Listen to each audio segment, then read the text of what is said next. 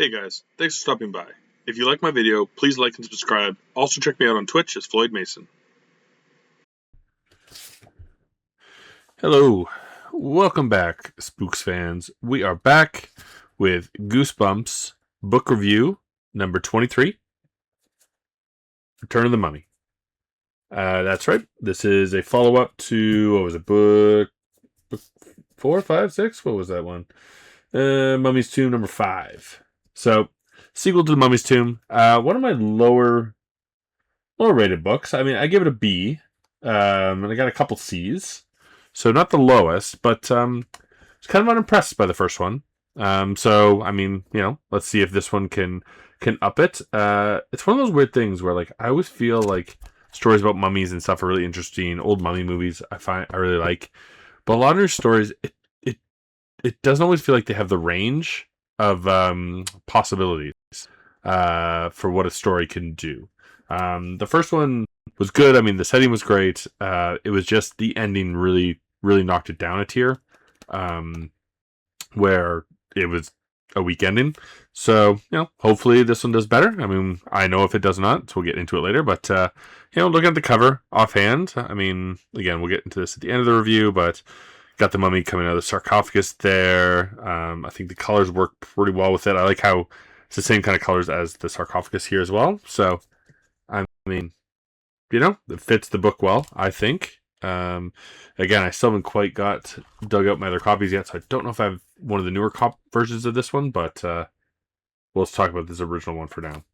So, as I said, this is, the second sequel series? Because I don't think we've read The Haunted Mask 2 yet. So I think the only one that's had a follow-up was Monster Blood, which I did like the second one better. But the first one's kind of weak. One of the weaker stories for sure. I think, that was a C. So, not hard to beat that one. This story is mostly the same characters. So, we still have Gabe and his cousin Sari, who again are just super competitive throughout. And then Uncle Ben. So, Uncle Ben, Sari's dad, and he is, I think, Egyptologist, archaeologist, somebody who studies the pyramids in Egypt. And every summer, Gabe gets to go and stay with him for a bit. Sari does as well. I think it says that she goes to private school in New York or something like that. So she also isn't with him all the time. So it is kind of new to her. So it starts off with Gabe heading back. It just talks about his flight and how friendly the flight attendant is for some reason. And it also, calls out there's the mummy's hand. And so for anyone who didn't watch my first video on that book or hasn't read it in a while, basically at the end of the first one, he uses a mummy's hand that he got at a yard sale, and it turns out to be real, and it summons a bunch of mummies that save them, which I found to just be a very weak ending. The mummies just coming to life with no sign that there was any kind of extracurricular. It's one of those, I forget what the word is, like McGovern or just something like a plot saving device that just kind of comes out of nowhere. I mean, they mentioned the hand, but I didn't really like it.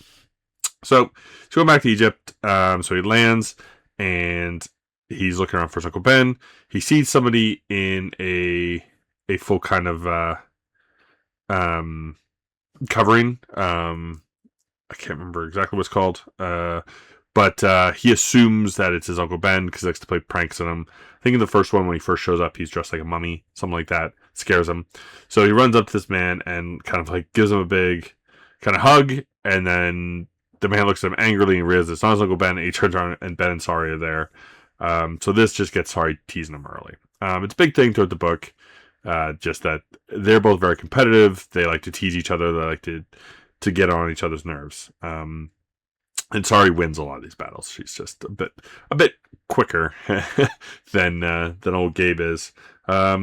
So they get him, and so they drive off to the pyramids, and this time they're going right on site. So in the first one, they were kind of like in a hotel, and a lot of it was kind of in the city and stuff. But this one actually takes place completely, basically at the pyramid, which is cool. I mean, it's the better setting. It's what you want. I don't care about people being in a city when we're talking about pyramids. I want them out there. So they're staying in tents near it, and they're pretty. Uncle Ben is quite close to getting into a tomb. So they've been looking for a while, and just perfectly when they happen to be there, they're very, very close to getting in.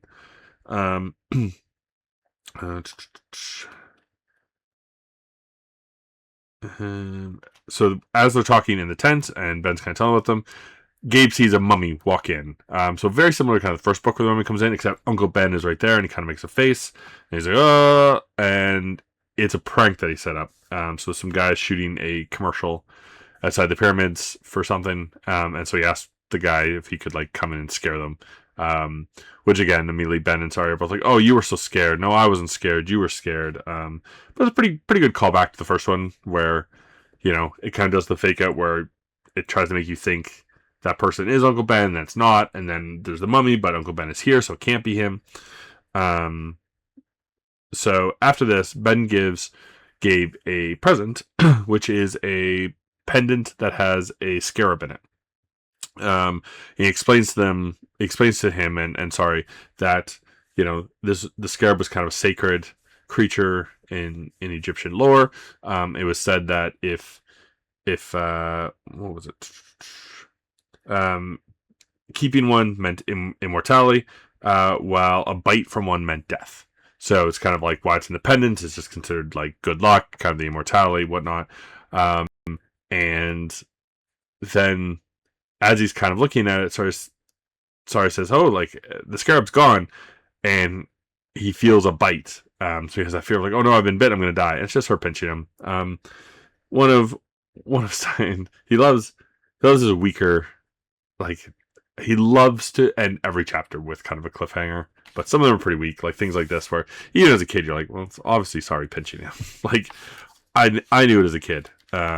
So just her pinching him, but yeah, now he has this kind of this necklace, which Uncle Ben tells him put it on, and he does, and just the scarab is kind of an important part of Egyptian lore.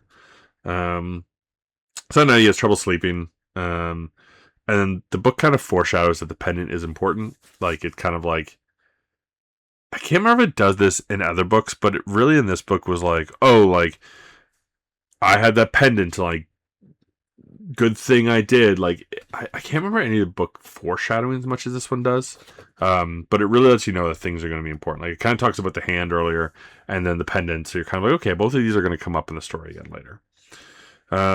So next morning, Ben tells him about the tomb, and it's the cousin of King Tut, Prince Koru. So again, they're expecting this temple will be fantastic, like obviously a person of royalty of great importance, and they're hoping for the next big find, as King Tut is considered, I think, maybe the best find ever, one of the best for sure.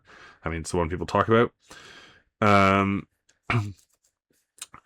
So he gets ready to take them in, and he does call it like, "Hey, like, I know your hopes are up, but like, it could be empty, right? Like, we could be on the wrong path. Like, a lot of times they use fake chambers and whatnot and stuff to dissuade grave robbers, but also grave robbers might have got to this one.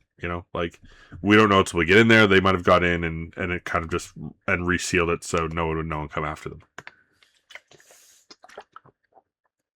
So just kind of like don't get your hopes up, right? Like yes, this could be a huge find, but till we see it, we don't know. At entry, as they're about to go in, somebody kind of starts yelling at them and runs up, and it's a young reporter named Neela. Who she at some point says like she was kind of her parents like named after the Nile, so she must be some kind of Egyptian heritage. Uncle Ben is as well, which I do like that he kind of put that in. I think Gabe too. I think his parents were born in Egypt, and he's like the first generation U.S. Either that or like his parents were first generation U.S. But I like it a little better because it feels a little less,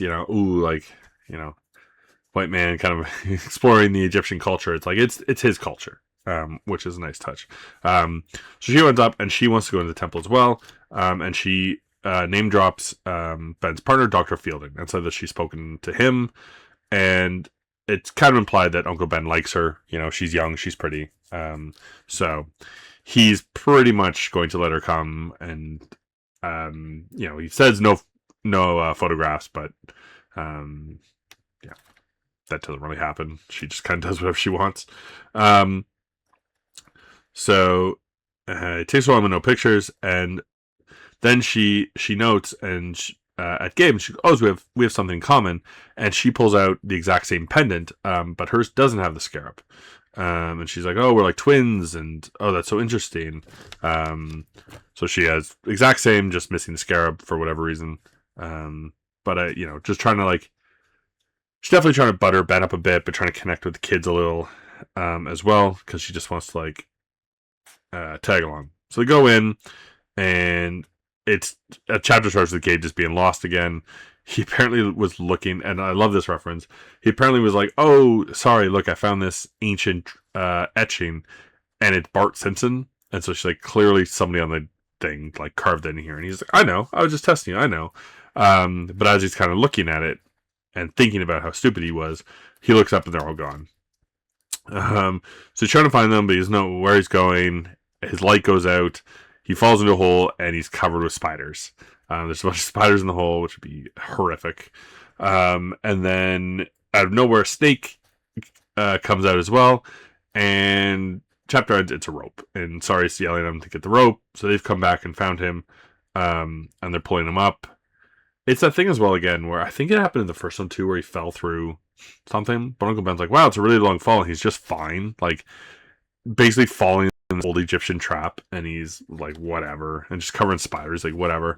One nice touch here is that Sari does show a little remorse for kind of like not making sure he was with her, which again, it's his own fault, but it is, again, it's nice that because they're very competitive, that it does kind of show that compassion, that they do like each other, because it's the same thing with siblings or cousins in their case, where you'd be very competitive, but you'd be very worried if one of you actually got hurt. You don't actually want that. You just want to kind of win all the little arguments. So it does. Then apparently, like, as they're kind of walking, he sees the hand move, and again, it's kind of like, oh, is it a sign? And a little like foreshadowing again that the hand will have something to do in the story. So they're at the place. It goes to a few days later. So he was just kind of showing the tomb. They weren't quite at the door yet. So it goes to a few days later, and the workers have now got to the door, so they all go back in because they're going to, break the ceiling and go in. As they're kind of getting ready, Ben's kind of doing like a bit of speech and talking about it, and they hear a booming voice say, "Let me rest in peace." And they turn around, and it's Dr. Fielding, and he kind of, points out that it says it around the door, and he wants to be left in peace, and that he doesn't think that should actually go in. And him and Ben have a bit of an argument. It comes out that Ben doesn't really trust his partner very much, and Ben's just kind of like, "Hey, I'm a scientist, and like, I need to study this. Like, this needs to be studied. Like, we need to go in." And Dr. Fielding is like, "Oh, like, we should heed his requests. Like, he wants to just be left in peace." So Dr. Fielding then leaves, and they go into the room, and it's empty. So you kind of have that initial disappointment, and then right away they're like, "Oh wait, there's another door over there." So they just walk over to the other door, and they start cracking that one open, and they get in, and it's full of treasure. So it was a huge find. There's like treasure everywhere. They have the sarcophagus. They push it aside, and the mummy is still inside of it. So they note how like small he looks, which again is that weird thing. Like, you don't think about it, but like, people from that time were a lot smaller than we are nowadays. So they kind of note how little he is. And right then, a bunch of uniformed police like burst in and kind of like nobody move type thing. And that's it, the chapter, and you're like, "Oh, what's going on?" And Dr. Fielding comes in, and he's kind of brought them. He's like, "Hey, like, Ben, you're right, and you're right. We need to study this for science, but like, let's have the guards here to protect it and just keep it safe." So this goes again, and Ben's just like, "I don't trust him. Like, he's switched his tune, and like, he tried to stop me, but now that we're in it, he wants to be a part of it, and he brought all these guards down." So it's just kind of building up, like, that distrust between them, and he's letting the kids know of it, so like they're aware of this as well. So after this, they're having dinner, and just kind of talking about the find and whatnot, and Neela starts asking Ben about these. Apparently, there's a bunch of words that are kind of famous, and they can like wake the dead. So Ben's kind of reluctant to give them, and he speaks them out for the group. And Gabe's like, "Oh, this is gonna be a good trick. I'm gonna write these down, and I'm gonna say them in front of Sari, and she's gonna freak out because like I'm gonna raise the dead with these." So after dinner, he goes, that he's like, "Oh, sorry, do you dare me to say the words 5 times, like raise the mummy?" And he expects her to be scared, like, "Oh no, please don't do it." But she's like, "Yeah, like do it. You should do it. Definitely do it." So now he's kind of stuck, and he has to start doing it. So he does like 2 or 3, and then it's kind of his inner monologue of like, "Oh, should I do this? Like, is this smart? Like, will this actually work?" And he does it 5 times, and both of them are kind of a little hesitant and scared. And from the side of the tent, they hear, "Are you in here?" And they both kind of freak out, and they're like, "Oh my god, we've raised the mummy, and the mummy's here." Which it was like seconds after they did it, like the mummy have to walk all the way out.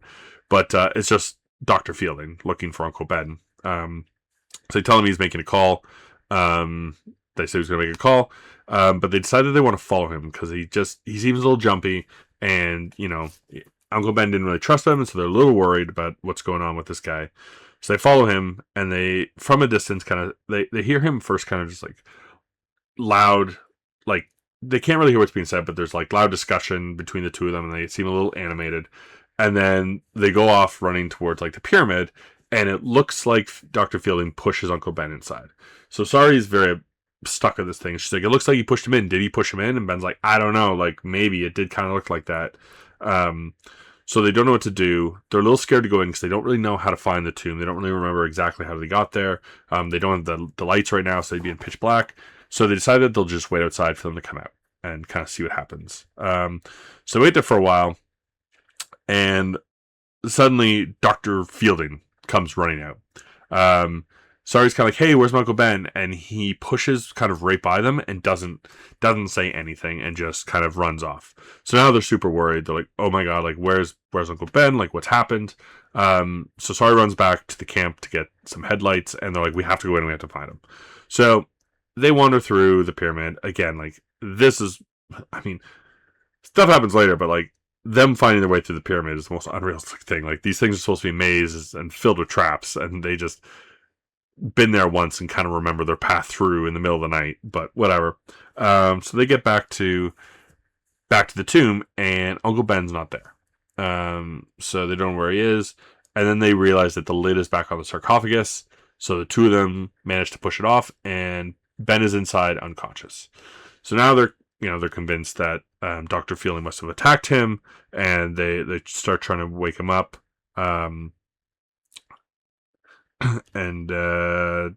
when they kind of look around, and they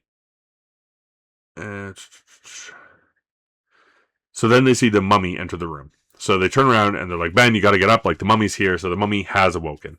I will say again, it is the kind of thing where, and maybe it's the problem with these mummies, is the mummy always just comes to life. It's a big part of it. But I didn't feel like it was as shoehorned in as the first book, so I did like it better. I feel like the reveal was a little better, and we'll get into the explanation of how it arose. And it just feels, I don't know if it's because the first book is established that the mummies can rise, but I just liked it better in this one for sure. So they decided they have to make a run for it. They have to go get help. They're kind of trying to dodge around the mummy, and they finally kind of juke them, and they're getting towards the exit, and they run into Neela. And it's like, "Oh, Neela, like Uncle Ben's injured, like the mummy's up. We have to get out of here." And she turns to the mummy, and she basically says like, "Oh, welcome back, brother." And that's when you realize that Neela is the actual villain, and she has raised him from the dead. So it turns out she actually stole the mummy's hand, and that's what she used to bring him. That's why she was pushing Ben for the magic words to raise him. So she got both of those things, and she snuck in here and she raised him from the dead. So she then calls for the mummy to attack them, and he's moving towards them, and then he suddenly reaches out and grabs Neela and kind of just attacks her, yelling, "Let me rest in peace." So this mummy did just want to chill. He wasn't happy being brought back to life. And in the scuffle, I think she scuffles also with Gabe, and the pendant falls off and it smashes. It is at this point that she reveals that she was actually the scarab that was living in there. So every night she would crawl into the pendant to sleep, and this has kept her alive for thousands of years. And with it broken, she turns into a scarab and she just skitters away, and she's gone. I can't remember if Ben wakes up and sees all this. I think he does. But So she's gone. They said that it's not worth mentioning. Dr. Fielding runs back in with the police, and they kind of explain everything. Both him and Ben were actually very suspicious of her. Dr. Fielding, I think, right away when he met her, was suspicious of her, and Ben, especially when she wanted to know the magic words, was like, she's up to something. And I think part of the reason he was making the call was trying to get like some information about her. I can't remember if that's exactly right. But Fielding comes and he finds her, and he had actually seen her entering the pyramid. So that's why he was looking for Uncle Ben. He wanted them to go in, so he wasn't pushing them in. They were going in. They got attacked, and Ben was injured, and so Dr. Fielding ran to get help. He recalls seeing the kids, but he apologizes. He's like, "Oh, sorry, I'm so sorry, but like I was panicked, and like I was running to get help, and like I registered you there, but I just didn't register you there," kind of deal.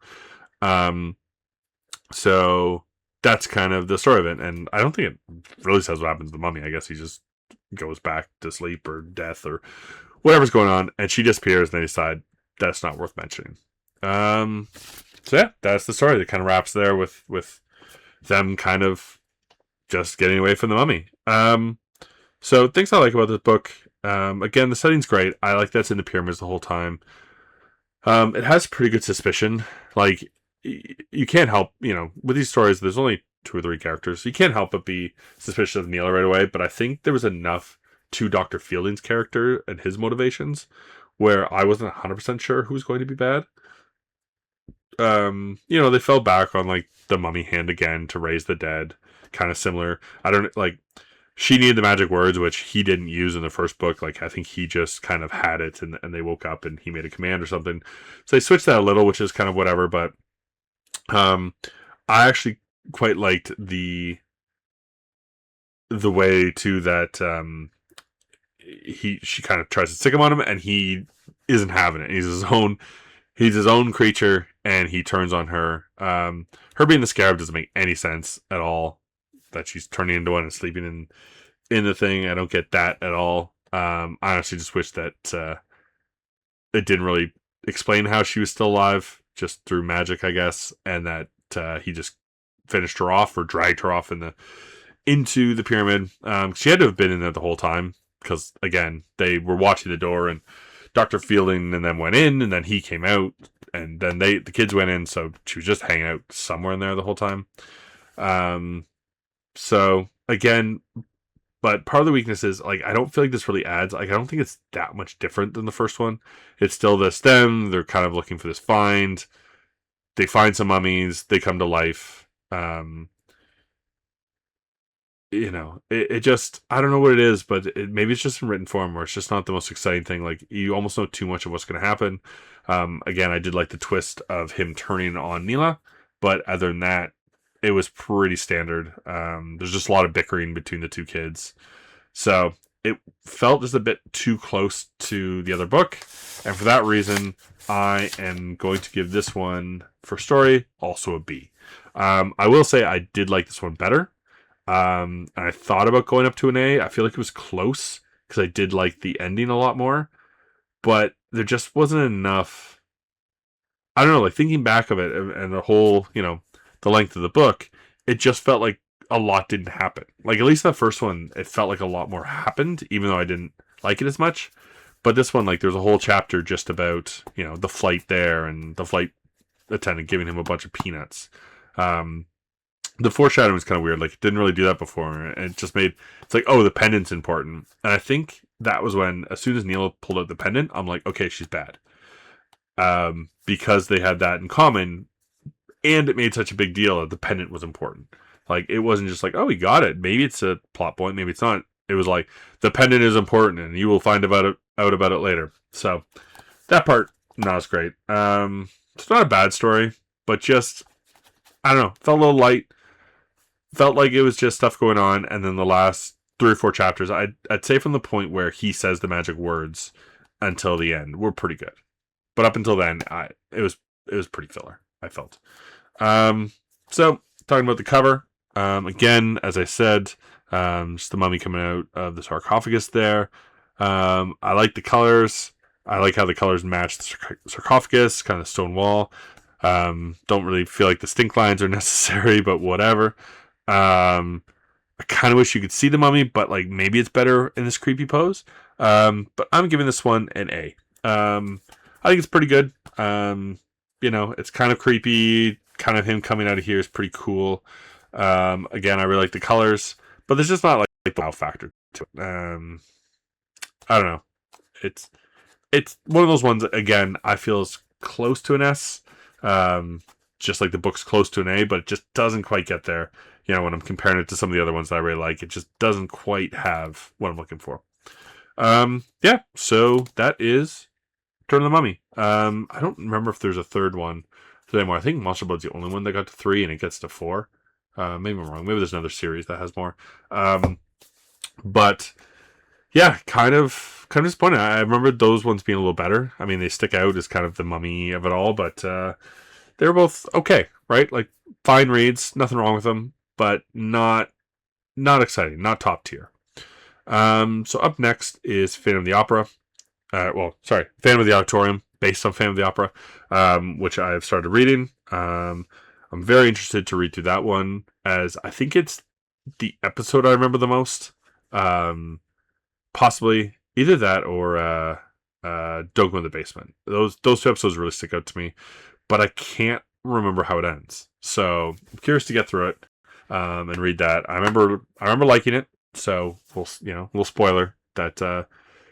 We'll see if it's changed or not. I mean, again, some of them changed, and I read them now. I'm like, ooh, that's not as good. And some of them, it's like, oh, it's a little cleverer than I remember. Like, it didn't stick out as a kid, but I do like it now. So that one will be next. Hopefully, I get through it soon. Again, I know I'm still very slow at making these videos. Just a lot going on. Should be back in my office soon, which gives me a little more freedom to work on these. Because I'll just have my setup ready to go instead of having to set it up just to make a video.